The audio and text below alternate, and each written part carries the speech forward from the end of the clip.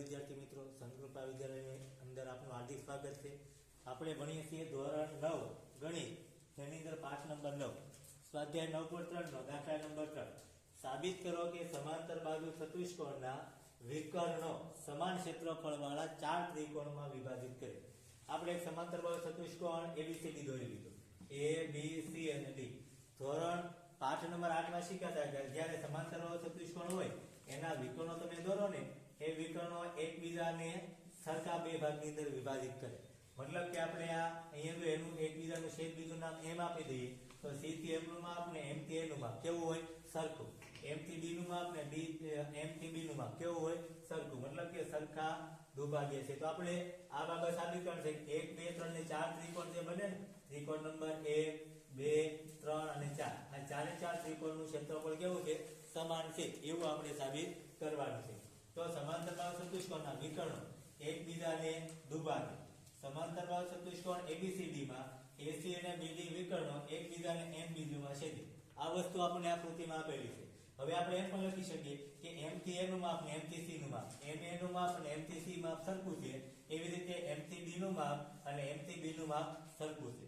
હવે જો આપણે ત્રિકોણ એબીએમ, મતલબ કે આ ત્રિકોણની અંદર આપણે આ બી એમ મધ્યગા કહેવાય। શા માટે મધ્યગા કહેવાય? તો કે એમ બિંદુ છે ને કે આના બે સરખા ભાગ કરે, બે સરખા ભાગ કરે તેનો મધ્ય બિંદુમાંથી દોરેલી રેખા એની મધ્યગા કહેવાય। તો એની મધ્યગા લઈએ તો આપણને ખબર છે કે મધ્યગા હોય એ બે ત્રિકોણના સમાન ક્ષેત્રફળ વાળા બનાવે। તો અહીંયા આપણે એવું લખી શકીએ કે બીએમ મધ્યગા લેતા ત્રિકોણ એબીસી માં ત્રિકોણ એએમબી, આ ત્રિકોણનું ક્ષેત્રફળ બરાબર બીએમસી, આ ત્રિકોણનું ક્ષેત્રફળ બેયના સરખા મળશે। કઈ મધ્યગા લીધી? તો કે બીએમ લીધી। હવે નેક્સ્ટ ત્રિકોણ એ બી અને બી માં અહીંયા લખ્યું છે એ મધ્યગા લીધી આપણે। શું લીધી? એ મધ્યગા ત્રિકોણ એ ડી બી માં। તો આની ઉપરથી આપણે અહીંયા લીધી પહેલા ત્રિકોણ બીસીડી માં, ત્રિકોણ બી સી અને ડી, આ ત્રિકોણની અંદર મધ્યગા કઈ લઈએ આપણે? તો કે સીએમ, સી થી એમ, કારણ કે એમ એનું મધ્ય બિંદુ, એમ થી ડી અને ડી થી બી બેયનું માપ સરખું છે, તો આનું મધ્ય બિંદુ કહેવાય। તો અહીંયા જે ત્રિકોણ બને કયા બને? તો કે બીએમસી, આ ત્રિકોણ બીએફસી નું ક્ષેત્રફળ અને એરિયા સીએમડી, આ ત્રિકોણનું ક્ષેત્રફળ કેવું હશે?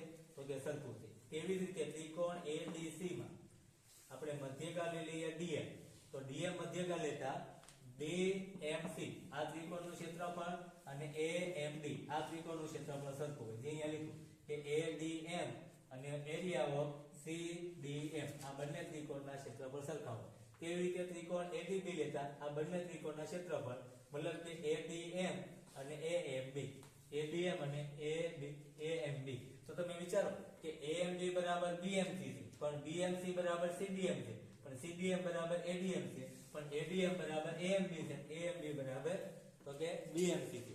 એનો મતલબ એવો થયો કે પહેલા બરાબર બીજું છે, બીજા બરાબર ત્રીજું છે, ત્રીજા બરાબર ચોથું છે, ચોથા બરાબર પહેલું। તો આપણે વિચારીએ કે ચારે ચાર ના કેવા હોય? તો કે સરખા। તો કે પરિણામ નંબર 1 2 3 4 આપણને જે મળે, આ પહેલું પરિણામ, આ બીજું, આ ત્રીજું, ચોથું, એ ચારે ચાર નો બરાબર આપણે કરી શકીએ। તો એવું લખી શકાય કે સમાંતર બાજુ ચતુષ્કોણ હોય એનાથી બનતા ચાર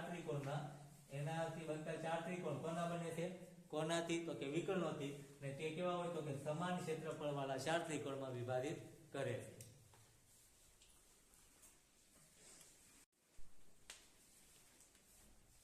વિદ્યાર્થી મિત્રો, સ્વાધ્યાય 9.3 માં દાખલા નંબર 4 જોતા કે આપેલ આકૃતિમાં બે ત્રિકોણ, એક ત્રિકોણ છે એબીસી, કયો ત્રિકોણ દેખાય તમને?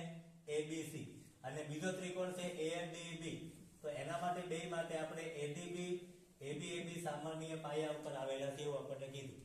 એબી એ રેખાખંડ સીડી ને, આ એબી છે રેખાખંડ સીડી ને ઓ બિંદુમાં દુભાગે છે, અહીંયાના સરખા બે ભાગ કરે છે એવું આપણને કીધું।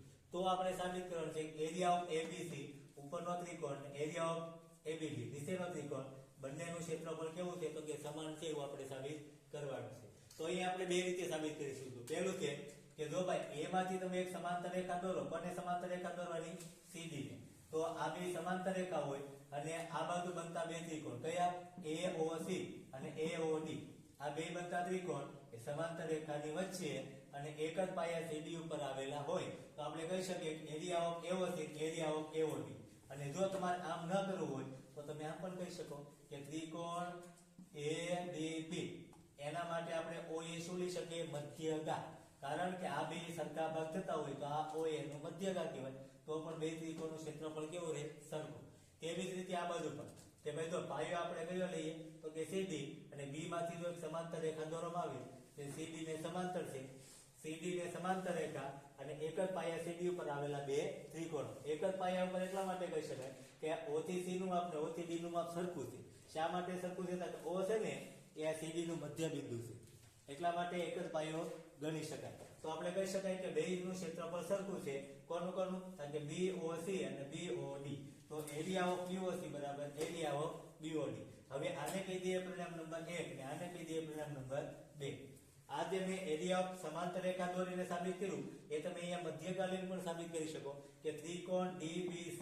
એની મધ્યગા OB લેતા કારણ કે મધ્ય બિંદુમાં છે જે તો OB મધ્યગા કહેવાય OB મધ્યગા કહેવાય તો બે ત્રિકોણનું ક્ષેત્રફળ સરખું આવે તો બે ત્રિકોણનું પરિણામ 1 કહી દઈએ પરિણામ 2 કહી દઈએ તમે બે રીતે લખી શકશો મેં સમાંતર રેખા દોર્યું તમે મધ્યગાનો ઉપયોગ કરીને પણ દોરી શકો પરિણામ 1 અને 2 નો સરવાળો કરી અહીંયા લખવાનું પછી કે પરિણામ 1 અને 2 નો સરવાળો લેતા તો આપણને ખબર છે કે સરવાળો લેવા માટે પરિણામ 1 માં એક ડાબી બાજુ છે અને એક જમણી બાજુ છે તો જમણી બાજુનો જમણી બાજુ સરવાળો ડાબી બાજુનો ડાબી બાજુ એવું કરો આ ડાબી બાજુ હોય તો અહીંયા લખી શકાય કે એરિયા ઓફ AOC વત્તા એરિયા ઓફ અહીંયા શું છે તો કે BOC area of BOC is equal to જમણી બાજુ તો કે એરિયા ઓફ AOD એને પ્લસ અહીંયા છે area of BOD area of BOD તો વિચાર કરો AOC વત્તા BOC તો AOC એટલે આમાં અને BOC એટલે આમાં તો ઉપરનો આખો ત્રિકોણ કયો બને તો કે એરિયા ઓફ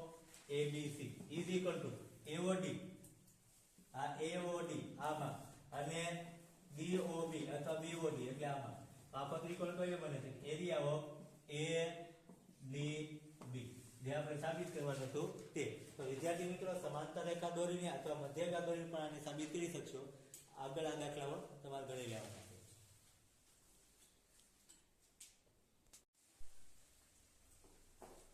હેલો વિદ્યાર્થી મિત્રો સ્વાધ્યાય 9.3 નો દાખલા નંબર 5 જોઈએ આપણે કે ABC ની બાજુઓ BC CA AB તો આપણને અહીંયા દેખાય છે કે ત્રિકોણ ABC દોરેલો છે એની બાજુ BC એની બાજુ CA એની બાજુ AB ના મધ્ય બિંદુઓ અનુક્રમે D E અને F છે તો સાબિત કરવાનું છે કે પહેલો ઓપ્શન કે BDEF આપણે પહેલા તો ખબર પડી જોઈએ કે BDF છે ક્યાં તો આ BDEF અહીંયા આપણને દેખાય છે કે આવો એક ચતુષ્કોણ ચાર બિંદુ ભેગા મળીને બનાવે છે એ સમાંતરમાં ચતુષ્કોણ છે એવું સાબિત કરવાનું છે બીજું સાબિત કરવાનું છે કે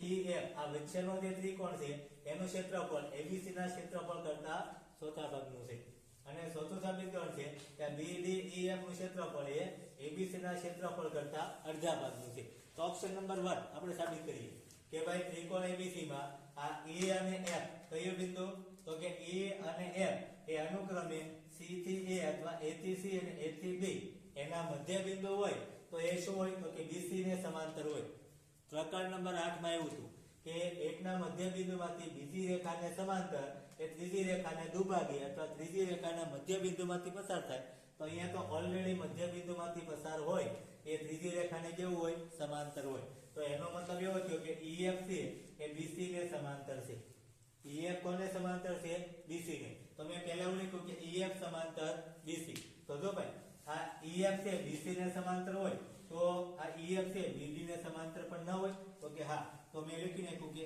EF સમાંતર BD આ સામસામેની બાજુ મેં સમાંતર સાબિત કરી તેવી જ રીતે મેં એમ લખ્યું છે કે BC નું મધ્ય બિંદુ D અને AC નું મધ્ય બિંદુ E આ DE છે એ આ કોના તો કે BC અને AC ના મધ્ય બિંદુ હોય તો એ AB ને સમાંતર હોય તો મતલબ એવો થાય કે આપણે DE સમાંતર AB લખી શકીએ જો DE સમાંતર AB લખી શકતા હોઈએ તો DE સમાંતર EBF અથવા FB પણ થશે તો મેં અહીંયા લખ્યું કે DE સમાંતર FB તો આ બે બાજુઓ પણ આપણે સમાંતર સાબિત કરી તો વિચાર કરો કે અહીંયાથી આપણે EF અને BD સમાંતર છે પછી DE અને FB સમાંતર છે સામસામેની બાજુઓની બંને જોડ સમાંતર હોય એને સમાંતર બાજુ ચતુષ્કોણ BDEF કહેવાય. શું કહેવાય? સમાંતર બાજુ ચતુષ્કોણ BDEF કહેવાય. જે આપણે ઓપ્શન નંબર 1 ની અંદર સાબિત કરવાનું હતું તે. તમે આને બીજી રીતે પણ સાબિત કરી શકો કે ભાઈ BD નું માપ કેટલું મળે તો કે 1/2 BC. BC નું અડધું કરવાથી BD નું માપ મળે. કેવી રીતે? EF નું માપ પણ કેવી રીતે મળશે તો કે BC નું અડધું કરવાથી, કારણ કે E અને F એ કોના તો કે AC અને AB ના મધ્ય બિંદુ હોય તો BC કરતા એનું માપ કેવું હોય તો કે અડધું હોય. તો BD નું માપ ને EF નું માપ કેવું સાબિત થઈ ગયું તો કે સમાન. શા માટે સમાન? તો કે BC નું અડધું કરવાથી BD નું મળે, BC નું અડધું કરવાથી EF નું મળે. તો બે માપ સમાન અને સમાંતર હોય એ રીતે પણ તમે સાબિત કરી શકો. હવે તમે જે રીતે BDEF ને સમાંતર સાબિત કર્યો સેમ ટુ સેમ એ જ રીતે આ DCEF પણ સમાંતર બાજુ ચતુષ્કોણ થશે. અને તેવી જ રીતે અહીંયાથી ત્રીજો સમાંતર બાજુ ચતુષ્કોણ જેનું નામ થશે DEAF. અહીંયાથી ત્રણ સમાંતર બાજુ ચતુષ્કોણ બને. ત્રણે ત્રણ છે એનો એક સામાન્ય બિંદુ છે જેનું નામ છે DEF. અહીંયાથી એક બનાવ્યો, અહીંયાથી બીજો બનાવીને બતાવો. આ બાજુ ત્રણ. જો અહીંયા નંબર 1, નંબર 2, નંબર 3 ને નંબર 4 ત્રિકોણ બને છે એકમાંથી. પણ નંબર 2 છે એ કેટલી વાર આવે છે તો કે 3 વાર. ત્રણ ચતુષ્કોણનો ઉપયોગ કરવાથી. હવે આપણે બીજું સાબિત કરવાનું છે કે આ DEF વચ્ચેનો જે ત્રિકોણ છે ને એ ત્રિકોણનું ક્ષેત્રફળ કેટલું છે તો કે એ ત્રિકોણનું ક્ષેત્રફળ ABC ના ચોથા ભાગ જેટલું છે. તો આપણી પાસે ત્રણ ચતુષ્કોણ કયા કયા તો કે DDEF, પછી DCEF એટલે કે આ બાજુનો ચતુષ્કોણ એટલો બે ત્રિકોણ વધે, આ ચતુષ્કોણ આ બે ત્રિકોણ વધે, આ ચતુષ્કોણ તો આ બે ત્રિકોણ વધે. એવા ત્રણના નામ લખ્યા. જો BDEF, CDEF અને DEAF. આ ત્રણે ત્રણ ત્રિકોણની અંદર તમે જુઓ તો પહેલો ત્રિકોણ ખાસ નોંધો આવડા કે ભાઈ પહેલો ચતુષ્કોણ એના માટે DF મધ્યગા કે વિકર્ણ લેતા. BDEF એનો આપણે વિકર્ણ કયો લીધો તો કે DF લીધો. તો એનાથી બનતા બે ત્રિકોણનું ક્ષેત્રફળ આપણને કેવું મળવાનું છે સરખું. આપણે સમાંતર વાળું ચતુષ્કોણ હોય એનો વિકર્ણ દોરો એનાથી બનતા બે ત્રિકોણ એનું ક્ષેત્રફળ કેવું હોય સરખું. તો એરિયાઓ BDF અને એરિયાઓ DEF આ બંનેનું ક્ષેત્રફળ સરખું. તેવી રીતે તમે જો DCEF લેશો એનો વિકર્ણ કયો લેશો તો કે એનો વિકર્ણ તમે D લો. તો એરિયા ઓફ DCF, DCE અને એરિયા ઓફ DEF આ બંનેનું ક્ષેત્રફળ મને કેવું હોય તો કે સરખું હોય. આપણે DE આ ચતુષ્કોણની અંદર ચતુષ્કોણનું નામ ને તેનો વિકર્ણ, ચતુષ્કોણનું નામ ને તેનો વિકર્ણ. તો એવી રીતે આ ચતુષ્કોણની અંદર આ વિકર્ણ લઈએ તો આનું નાનું ક્ષેત્રફળ કેવું હોય તો કે સરખું. તો DEF બરાબર લખી શકાય AEF અથવા AFE. આ બંનેનું સરખું છે, આ બંનેનું સરખું છે, આ બંનેનું સરખું છે એમ. તો વિકર્ણ EF આપણે ત્રણ વિકર્ણ ઉપયોગ કર્યો. વિકર્ણ DF, વિકર્ણ DE અને વિકર્ણ EF. આના માટે આ ચતુષ્કોણ, આના માટે આ ચતુષ્કોણ અને આના માટે આ ચતુષ્કોણ. બે ચતુષ્કોણ છે બે બે ત્રિકોણમાં વિભાજિત થાય અને બધાના ક્ષેત્રફળ સરખા છે. તો તમે એક નોંધો કે આની અંદર DEF, આની અંદર DEF અને આની અંદર પણ DEF ની. તો DEF બરાબર આ ત્રિકોણ, DEF બરાબર આ ત્રિકોણ અને DF બરાબર આ ત્રિકોણ. મતલબ કે 1 2 3 અને 4 ત્રિકોણ બને. એ ચારે ચાર ત્રિકોણના ક્ષેત્રફળ આપણે કેવા લખી શકીએ તો કે સમાન છે એવું લખી શકીએ. તો ચારે ચાર નો સરવાળો કરો એનું એક સિંગલ નામ આપી દો. કે ઉપરાંત એવું પણ છે કે ચારે ચાર ત્રિકોણનો સરવાળો એ કોના જેટલો બને છે તો કે એરિયા ઓફ ABC જેટલો. કેટલો બને છે? એરિયા ઓફ ABC જેટલો. હવે તો આ ચારેયનો સરવાળો કરીને એનું એક કોમન નામ આપી દઈએ. એનું કરી નાખી 4DEF, કારણ કે બધાનું સરખું છે. બધી જગ્યાએ હું DEF લખી શકું. તો અહીંયાથી જશે 4 એરિયા ઓફ DEF અને બરાબર અહીંયા રહેશે એરિયા ઓફ ABC. આ ચારને પહેલી બાજુ લીધા તો ABC ના 4 ભાગ એટલે કોનું માપ મળે તો કે DEF. આ વચ્ચેનો ત્રિકોણ છે એનો. હવે નેક્સ્ટ ત્રીજો ઓપ્શન આપણે એવો સાબિત કરવાનો છે કે BDEF.